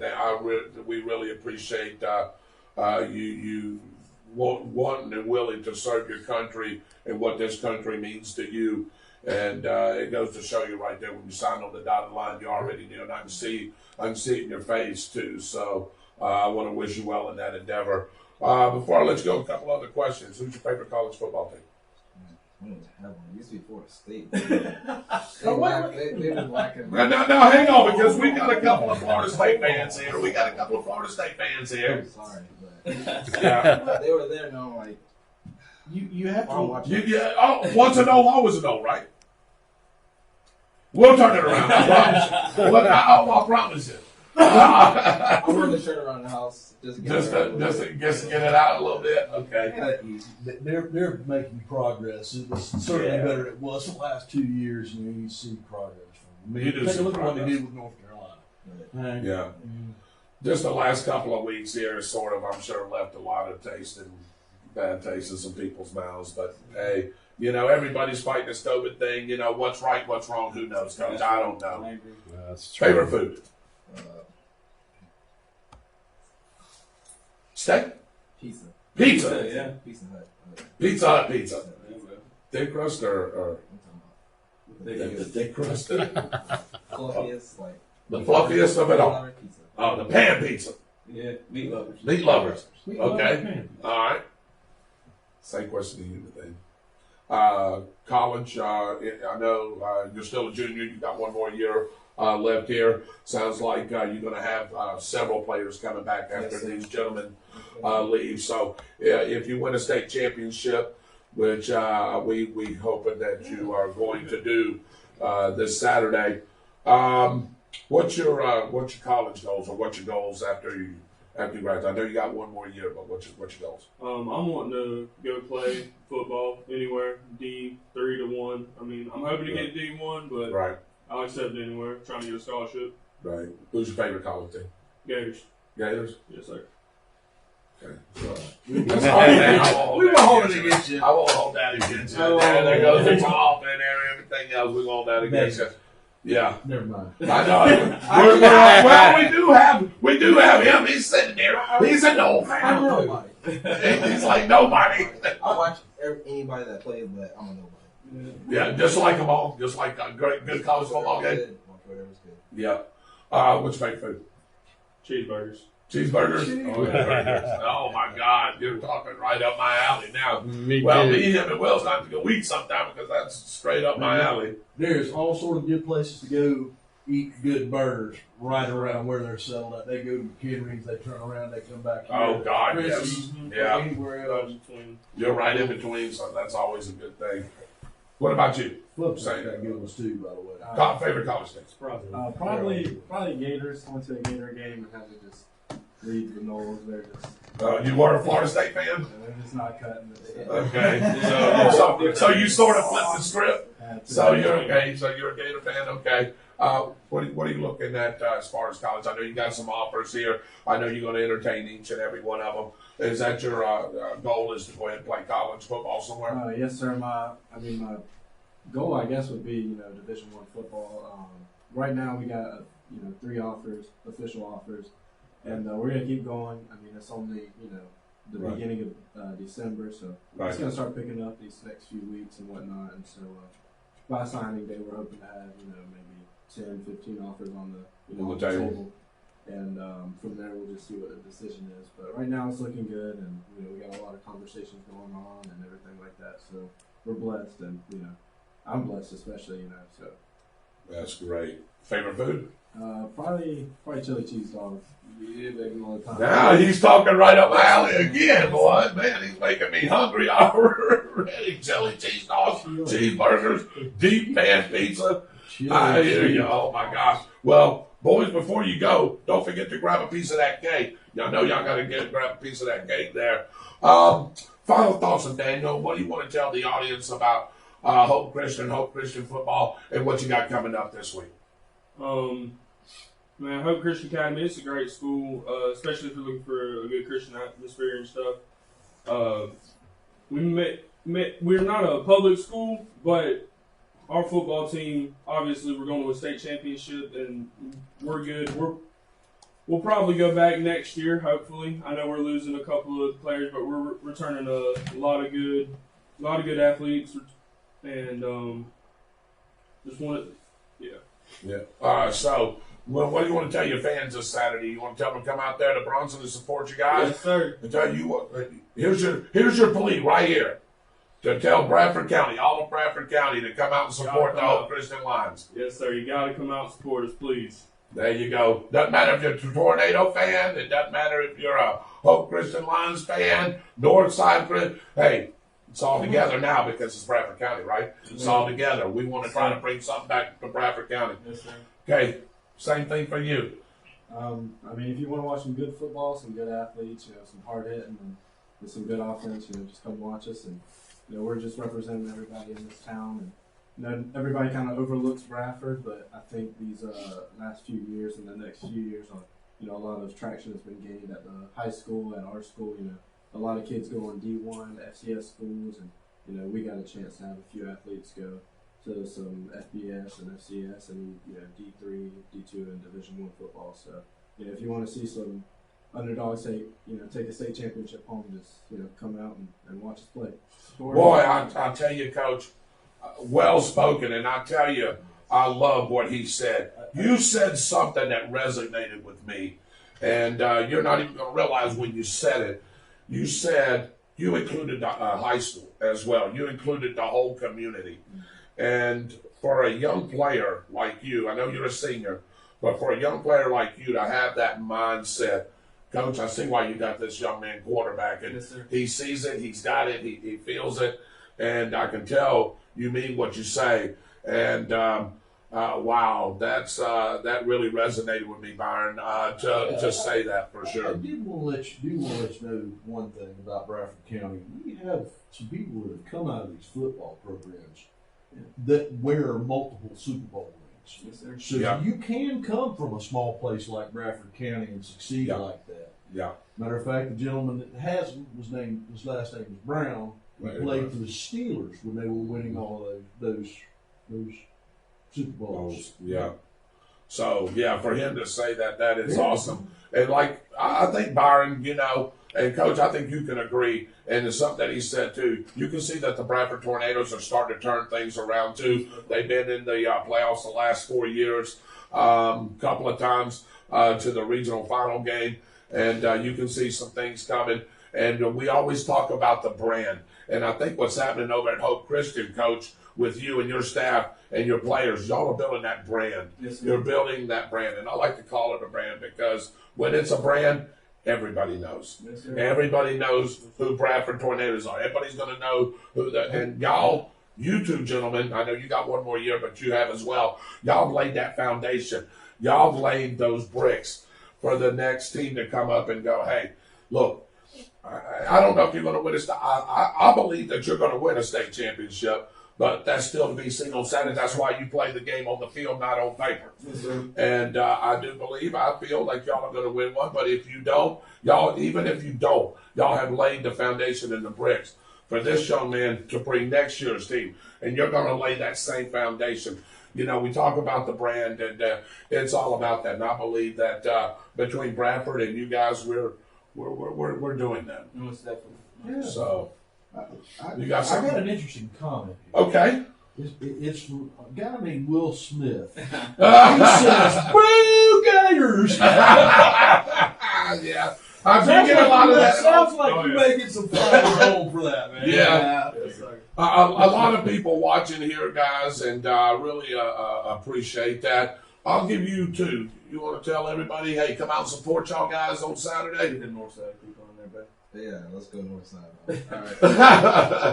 All right. I just want to say, if y'all want to watch a good game, come out and watch us. We run hard, we hit harder, and I don't know. That's all I know for him. Yeah, you got that mindset. You're in that game mode, aren't you? You're ready. Y'all could have played that game in a cow pasture, and I don't think y'all guys would there, would you? it's going to be a good game. As long as you play, and that's what I like about that. Playing games in cow pastures actually sounds familiar. Yes, it sounds familiar too. Yeah, Coach. Any final thoughts that you want to tell our audience, and tell everybody here about Hope Christian, and maybe some other things you got coming up as well? Well, chance it. I appreciate the opportunity just to focus in on some of our athletes at Hope Christian Academy. Yes, sir. I love Bradford County. Been here all my life, and like I said, I played for Bradford.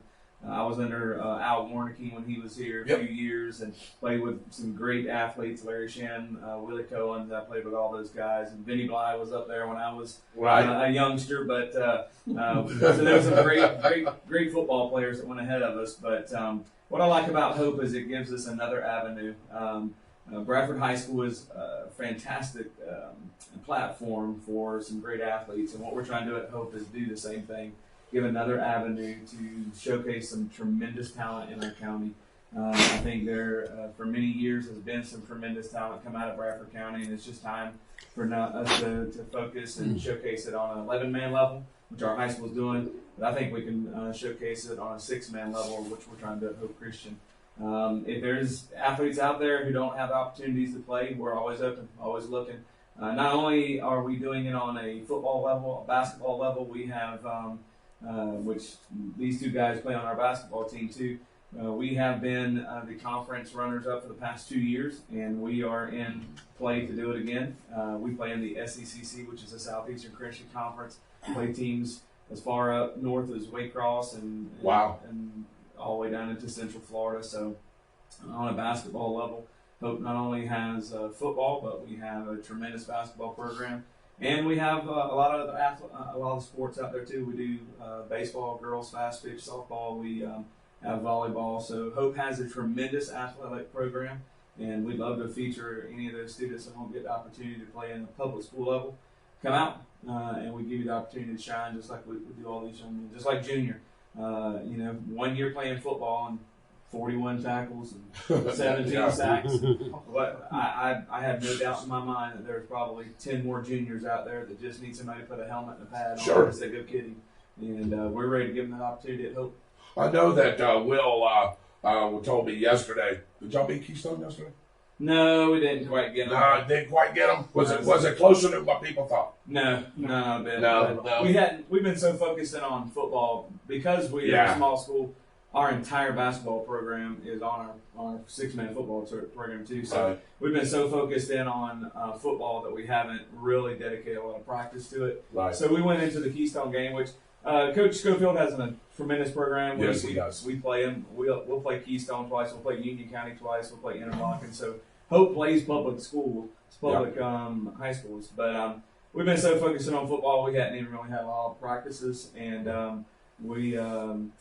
but we'll get a chance at Coach Schofield and them later on in the season. And I'm without a doubt, once we get some practices underneath of us and get everybody out of football mode and get them into basketball mode, then we'll do a lot better. Last night we basically went in there cold. We had football practice, went and put on our basketball jersey and went and played a game of basketball. So, we were cold. We couldn't hit the broadside of a barn. We held with them. We were with that. It was a 12-point game at half, but then the second half we pulled a lot of our starters just to get them, keep them in good condition for the game, and a lot of our secondary play. So they got us by 30 points at the end, but it's all right. But we're in football mode. Yeah, and then y'all are in football mode. That's exactly right. What I like about this, gentleman, is that schools like Keystone and Union and some of these others are willing to play you guys, and you're going out there and seeing if some of these guys want to play as well, and y'all aren't afraid to put them on the schedule. And I love to see that about as you call it, a small Christian school, and that's got some great athletes, as you guys can see here. So I just want to thank you guys for coming on. Glad that we can feature you guys. I think it's very important. Like I said, we all love Bradford County. We're all one at the end of the day. And I can guarantee you, if you polled 1,000 people, they'd be pulling for you guys to win this state championship and bring it back home. Let's get some rings. Let's get that big trophy. Let's put it in the showcase over there at Hope and wherever we can showcase it, because I tell you, it's no better feeling than to win a championship like that and bring it home to everybody. Thank you so much. I appreciate it. Yeah, we appreciate you guys. Don't forget a piece of cake there, man. There's plenty of it. So, a piece of that cake either. Yeah, make sure you get a piece of that cake. We have Nathaniel, we have Hunter, and we have Sylvester, and of course, Coach Aaron Morgan, and of course, Will didn't want to come in, but he's out there doing something. Maybe thinking about those chili cheese dogs. I don't know what he's doing. But anyway, Will, thank you for getting with me so we can interview these guys. Like I said, it's been a great interview. We love you, man. You're getting a lot of hearts and likes and loves here. So, guys, go get the job done, man. That's what I was about to say. Let's get the job done. I got covered. Dave, what do you think? I think these guys are going to win it. I can see it in their face. I want to go watch them play. I was just going to say, I think we may we're not doing a show on Saturday. I think we may drive to Bronson and let's go check this out. That'd be cool. So, hey, I'm inviting you guys, Bronson, 2:00, right, Coach? Yes, sir. 2:00 over in Bronson, state championship game between the Hope Christian Academy Lions and the Riverside Wranglers out of Trenton. And it's going to be a great football game. Going to be tremendous. All right, guys. Appreciate you guys for coming on. Gentlemen, appreciate you. Good luck. It was nice I know, meeting hey, everybody. I know that y'all can pull this off, man. So y'all go do this thing. So to help you out, grab a piece of that cake. That'll help you. Come on, man. Thank you, Coach. Yes, sir. Thank you now. Hey, Coach. Thanks, man. Appreciate it. Hey, grab a piece of that cake, Coach. Don't be shy. I'm going to watch my girlish figure, man. Yep. Hey, guys, don't forget to grab a piece of cake. Something tells me, Mother, you're about to bake some more cake. Well, I tell you, Byron, yeah, good. There you go. Don't run off the Byron, I tell you, man, what a great interview. When we can have people on like that and kids on like that, it just makes you feel good that you can showcase, not only the student athletes, from the main high school here, but just in general. talent around this community is really pretty good. Yes, it For a is. small It's community. good. Yeah. It really is. so. All right. Sounds great. Byron, let's get into some national news, brother. I know we talked a little bit about the show before the show of what we was going to talk about. And I know there was two things that you wanted to get into. So we'll get into those. I know we don't have a lot of time left, but let's get into it a little bit. Get into just a little bit about what's going on in this election. Yes. There's some things that are being said about it that are just not true. Right. First off, this election is over with. It will not be over with until all the electoral college votes are cast. There really is no president-elect right now. We have one person parading around like he's the president-elect. He's really not the president-elect. And I would be saying this if any candidate was doing this, because that's not how the system works. You are not president-elect until Right. the electoral college votes are certified Right. and it's sent. Okay. And once that happens, Right. you end up with the president-elect. There is no office of the president-elect, by the way, either. Yeah, where am I hearing that That from? is driving me crazy. What is that? That- Is that a made-up name? Fictitious? What is this? What is that? It's something that the Democrat Party and the media have come up with to mess with people's minds is what it is. Honestly, because there is no such thing as the office of the president-elect. Yeah, There's not. All of this is crazy. It's crazy talk. If this was clear and all of those votes had been cast and he wanted to call himself the president-elect and it happened before the deadline that's supposed to happen, then I would not be saying anything about this. But there is no office of the president-elect, and he is not the president-elect because those votes have not been certified. So how can he? Okay, let me ask you this. Because nobody's calling him out, Dave. Okay, because nobody's called him out on it. Nobody's calling him out. Okay. I mean, nobody in the mainstream media is calling him out. There's some people on Fox that have. There's some people on OAN that have. And there's some people on Newsmax that have. But you know, All right, well, let me any ask- of the others. All right, let me ask this question. He's come out, and him and Kamala Harris has come out and given this whole speech, and he said he is the president-elect. Now, that speech was done on mainstream media. So, I mean, I can come out and make. I I can come out and say, hey, I'm the general of the United States Army, right? Yep. Or I can come out. You might want to be careful with that one. You might, Maybe in get in trouble with that one. But I was thinking even the presidency would even be more trouble. But I can come out and say I'm the reincarnation of George Washington too. It doesn't mean I am. I mean, this is beyond anything I've ever seen in my life. They know Right. better than that, but they're doing that because I believe they're scared. I believe there's going to be. They're scared because they're gathering more and more and more evidence Right. to point towards this. There's a lot of people that have said that Bill Barr has said that there's no evidence to start I've the seen that. investigation. That's not what Bill Barr said. right, Bill Barr is very crafty with what Bill Barr says. So Right. when he adds that little caveat in front of it, as of yet, mm-hmm. what that really means is there's stuff out there that he knows about. It just hasn't been It hasn't been solidified to the solidified. point where he can actually Actually do talk something about about it legally. right. The other thing I wanted to talk about is this insanity that the news media is saying about this election. It's impossible for it to have fraud. It's the best election ever, and Donald Trump should just concede. Well, guess what they were saying 5 years ago? The exact opposite. Yeah. They were saying the same thing Donald Trump is saying now, except Donald Trump had a very clear case that he was the president. Right. Now we have issues. Okay? I want to go over that just a little bit. The mainstream media drives me insane. Yeah. Because what they do is they tell people from a particular party what they want to hear. And it makes people ignorant of what the actual, what our government does. It's what it Right. does. And people can say anything they want to. It's like the deal that's going on with Pennsylvania. It's all, Pennsylvania's over. Pennsylvania is not over, by the way. They can certify all of those electoral college votes they want to. If the case that's about to be in the Supreme Court goes through, that's not going to mean anything. Because what they've done is some shenanigans the electoral laws through the courts, and they can't do that. Those laws have to come from the state legislature.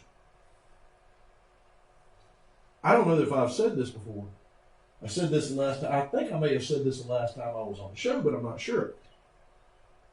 The courts cannot write law. Correct. We That's did not talk about that. state. That's not local. That's not federal. That's no court. No court can write law. Right. That case is a slam dunk in the Supreme Court if they take it. If they take it. See, that's my problem. I don't know why they haven't already taken We talked this. about that, yeah. They should have taken this a long time ago and slammed the door completely shut on Pennsylvania in that corrupt mess that went on at that point. Right.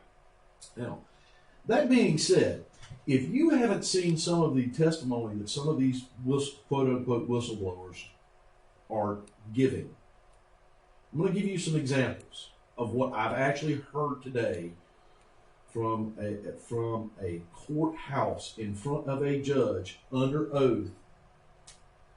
You can charge these people with perjury. Did you know that there was a person that testified today that said something very interesting? Mm-hmm. What she said was this: what does January 1st, 1900 have to do with anything? We talked about that a little bit, Mr. Heater and Mr. Holland, before we came on. What January 1st, 1900 has to do with anything? I'm sure there was something significant. Something significant, I'm sure. Something significant. But we know it was New Year's. Yeah, we know it was New Year's. Right. There was a person who testified today that in Michigan, there was at least 12 ballots, military ballots, mind you, with the birth date on that of January 1st, 1900. That would make you 119 years old. 119 years old. 119 years old. In the active military, because in order to cast a military ballot, you have to be active military. Like a Heater. Now, that was what she saw before the supervisor of elections run her out. Out of the, yes. Out of the building. She couldn't watch anymore. That's just one. There was a semi-driver who said, gave the exact way he had been transporting ballots for a long time. That's what he does during election time. So he goes, he does his things, he gets to where he's supposed to pick up the ballot, and guess what? Ballots. Guess what happens? The trailer that he's supposed to pick up with all those ballots is now suddenly disappeared, and nobody can explain to him where that truck full of ballots went. These are the types of things that are going on. So when you say that there's no proof of fraud or proof of people committing crimes with this, it's bogus. Because both of those things that I just said are crimes, and they're federal crimes. Yeah. Right? Now, the trailer, I don't think the trailer mysteriously reappeared. What happened to those votes? Right. A tractor trailer truck full of votes. What happened to it? Do you know how many votes we're talking about? I don't honestly, I don't know how full the trailer was, so I really don't know the answer, and I don't know that he knew the answer either, because I don't think they're allowed to know how many ballots they're bringing in. But those are just two people that I heard today, two of the examples. Right. Okay. I've heard other testimony from people who were poll watchers that said they weren't allowed in at all in Detroit. They were barred from going inside of a polling place. Right. Period. They were certified poll watchers, and they were refused entries to those polling places by the supervisor of elections and the deputies that were on duty in Detroit. That's illegal. Very. That's illegal. Mm-hmm. Other ones were kicked out. There was a water pipe break, supposedly. Oh, yeah, in Atlanta. No, what? It wasn't. It was Atlanta. It wasn't supposedly that nobody can figure out if it actually happened or not. They were afraid it was going to wet the ballots, so they closed the polling place down, kicked everybody else out, and then come back with the ballots and count them without anybody there. Now, that could happen, yeah. Good. But the act of counting ballots without people watching it, look, that's not what we do. That's not what we do. And you talk about the actual machines that some of these states used. It's a Canadian-based company, but it was actually started in Venezuela for a dictator by the name of Hugo Chavez, and it was designed to be able to fix votes. Right.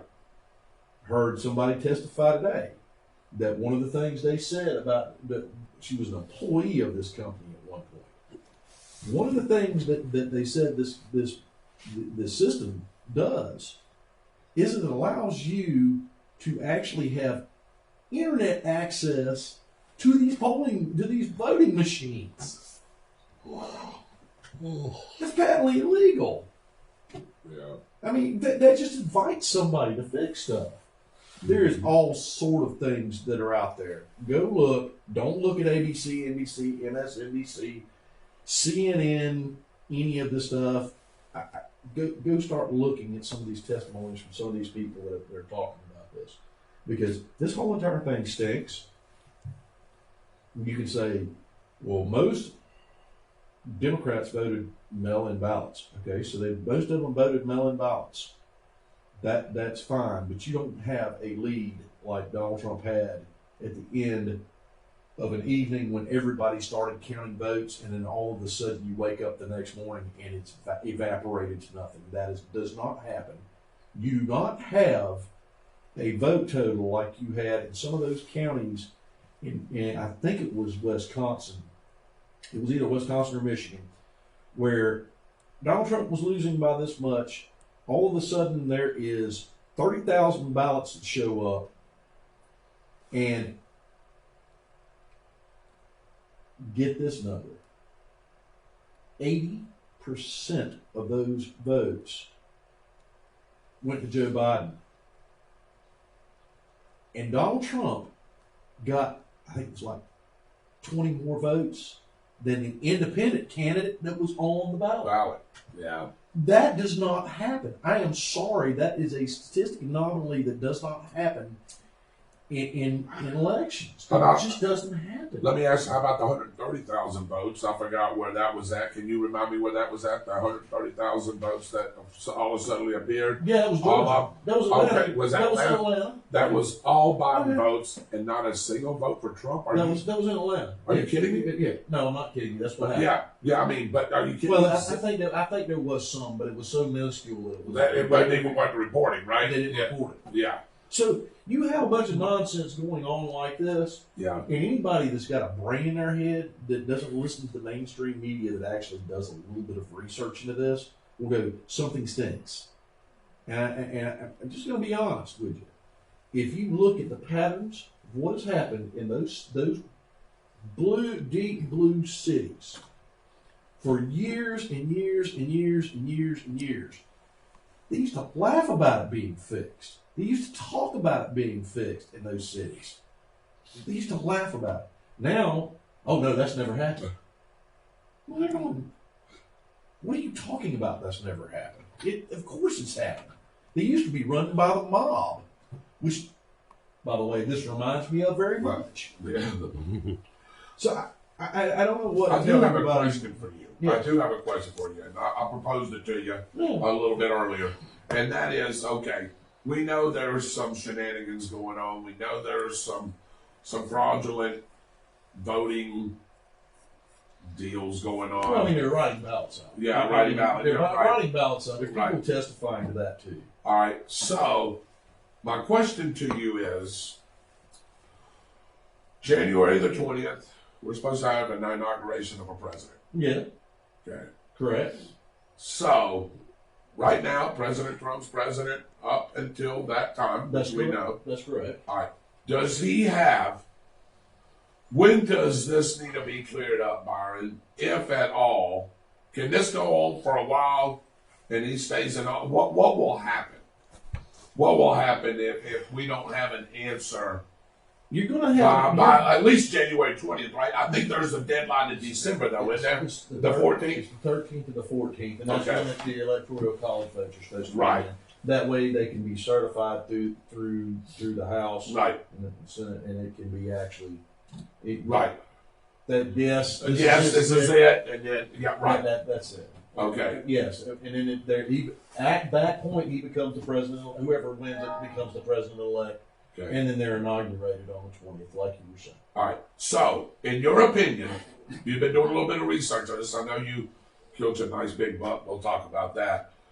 In your opinion, and I'm getting it from you because I do believe that sitting by one of the smartest guys I know when it comes to this kind of thing, because I know you do your research and your homework.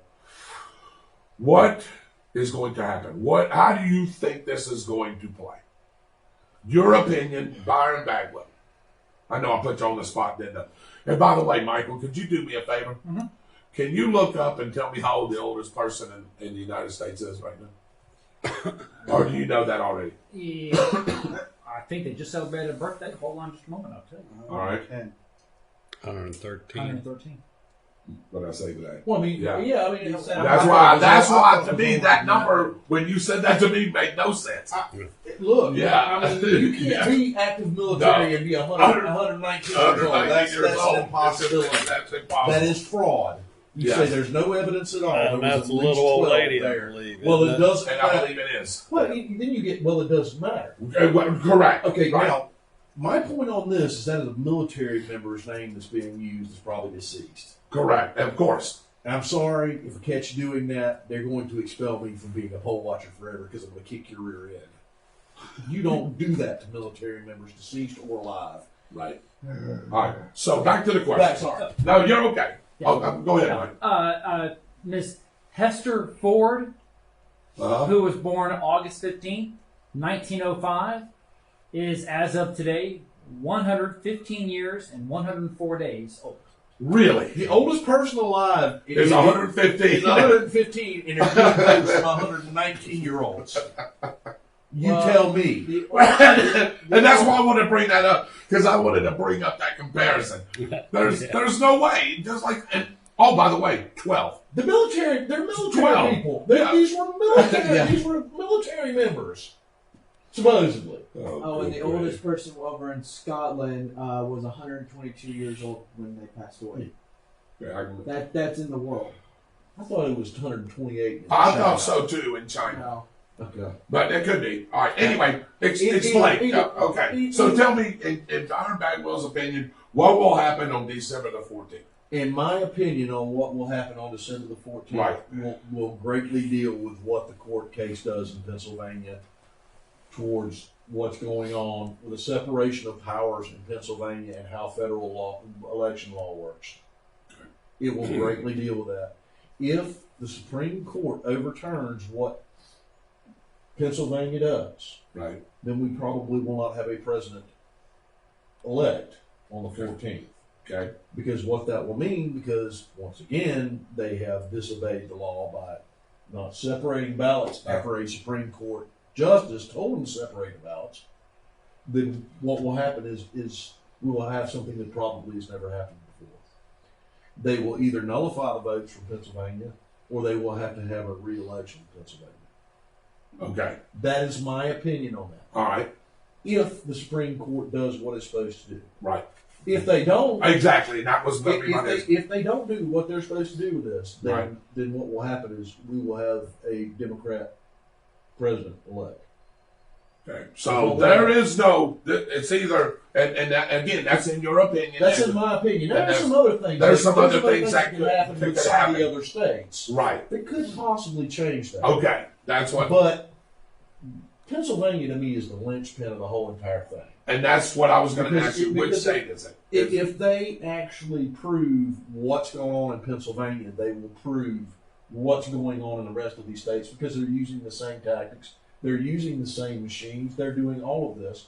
What they'll do is they'll take that case, they'll use it as precedent, Right. and then they'll start going over the other cases. And when that happens, we may not have a president on the 20th. See, and that was going to be my next question. So we may not. We may not have a new president. And I'm not talking about Donald Trump being reelected. Correct. I'm talking about we may have not inaugurated President correct. on 20. Right. Now, here's the thing about this. There's a lot of people that have been talking about the 12th Amendment, and they don't understand the 12th Amendment. Right. I was going to ask about that. The 12th Amendment was written at a time when there was more than two political parties in the United States. Right. And what it was designed to do, it was designed to keep basically from happening that 3 candidates get enough electoral college votes to keep them from the majority of electoral college votes needed to be present. Okay. In other words, one say it was not 270 then. Say one candidate got 100 electoral college votes. Okay. Another candidate got 50. True. And another candidate, say, got 100. Okay. And that was the end of the electoral college votes. Nobody reached the total you need to be president. And it happened twice. Okay. And both times it was decided by the states. What happened was the states sent one delegate up to the House. The House recognized the states. The states voted one vote apiece, and then that vote from all the states collectively elected the president. Which is what I was going to ask you two guys as well.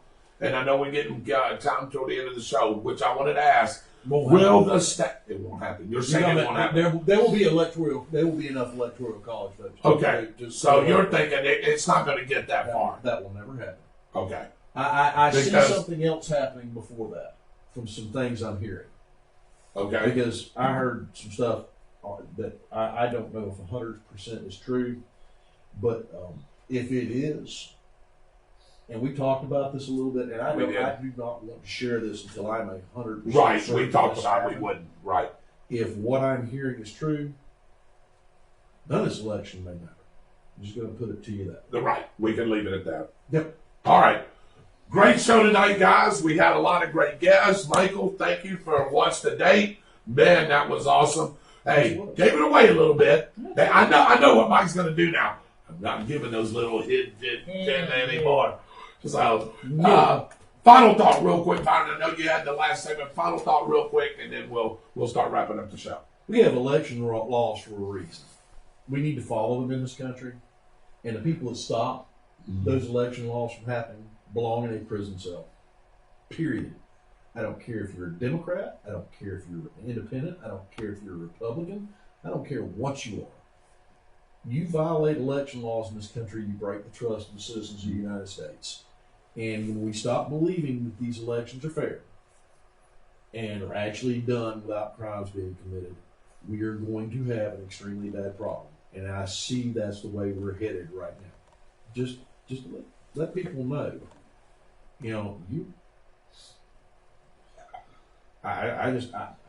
is a mess. It is a mess. This is a mess, and it should not be allowed to be continued. Because what it makes people believe is they don't have a voice, and when people believe they don't have a voice, they do some things that are not good. Not good. Yep. So that is my final thoughts. We need to fix this. By the way, great topic, great subject. Way to break that down. I love that. That was a good deal. I'm glad you're back. Brother, I'm glad I'm back too. I missed this so much. Just real quick. Tell everybody about the buck. Just real quick. Tell them about the big buck. I killed a very large 11. Yes, you did. He scored 164 6/8 inches, and that's on a scoring scale from this. It's called Boone's and Crockett's, and it's the largest buck I've ever killed. And he may be the largest buck that I do ever kill. I don't know. Nice. I don't know that I'll ever kill another deer that big. But I do know one thing. What's that? If he hadn't been as close as he was within 110 yards, right? I don't know if I could hit him. What's your shaking boy? What's that thinking? The guy goes, he's gonna miss this deer. When I had that gun stuck out the window at 200 something yards, he was like, "You're gonna miss him." He said the barrel was doing this number. But you got him. Hey, Yes, and we're gonna have some medicine too, by the way, right? Yes, we are. Okay, that's great. I got medicine in the house. Good deal. Austin, quick weather update.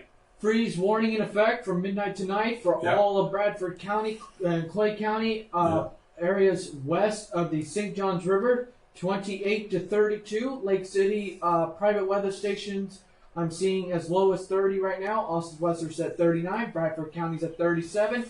Keystone Heights Airport is at 36.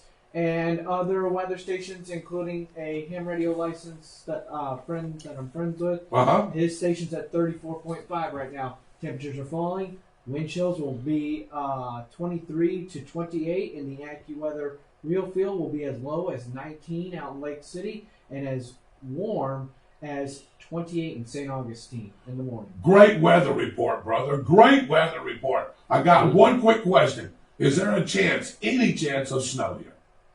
There's no chance of snow, but if Byron says it's going to rain again, he's out of the studio. Well, let me just bypass it. Okay, go ahead. It's going to snow. Okay, there you go. Dave Holland. Just God bless America. Yes, sir. That's excellent. Michael? Great show tonight. Appreciate the coach and the team players coming in from Hope Baptist. Wishing them the very best as they go into our championship game. And we look forward to a lot of exciting things happening in the next few weeks as we approach the Christmas Day and the Christmas season. Folks, be careful tonight. Piggyback off of what Austin said, it's going to be very easy to try to makeshift some areas to get warm tonight. Watch those space heaters. Do me a favor. Remember, space heaters need space 3 feet away from anything combustible, whether it be sheets, curtains, or anything of the like.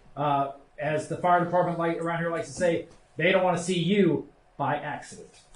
There you go. Great point. Ms. Bagwell, thank you very much for the cake. We have not had a piece yet. Looks lovely. Some of the boys did. I'm assuming it's outstanding. Thank you for that, what you always do for us. I want to thank my whole crew. They do a wonderful job. Mr. Mitchell Gunner could be here. I want to thank my guests. Excuse me, from the Hope Christian Academy. Thank you guys for coming on. And just God bless America. We love you. Hey, it is what it is. No Saturday shows right now. Not yet. Until January. So no Saturday shows, but we will be back next Tuesday. We'll be hammering some things out as Byron discussed. Hopefully we may have some more information on if what I we talked about. I really want to know if that's true. Right, if that is I true. really do want to know if that's true because there's an ex-general, not an ex-general, a retired general saying some things in interviews that I want to know if it's true or not. And I don't like reporting that stuff until I have a source that I trust. I've seen it in multiple places, but I want to make sure. And I just want to thank everybody for what they do for us, watching us, and being with us. On behalf of Byron Bagwell, Mr. Austin Stevens, Mr. Dave Holland, Mr. Michael Heater, the vacated Mr. Mitchell Gunner, my name is David Rodgers. Good night. God bless you. Have a great week and a great weekend. Go out and support your Hope Christian Academy Lions as they'll be in Bronson at 2 o'clock to try to bring home a state championship. God bless you guys. Good night. Good night, Infidels.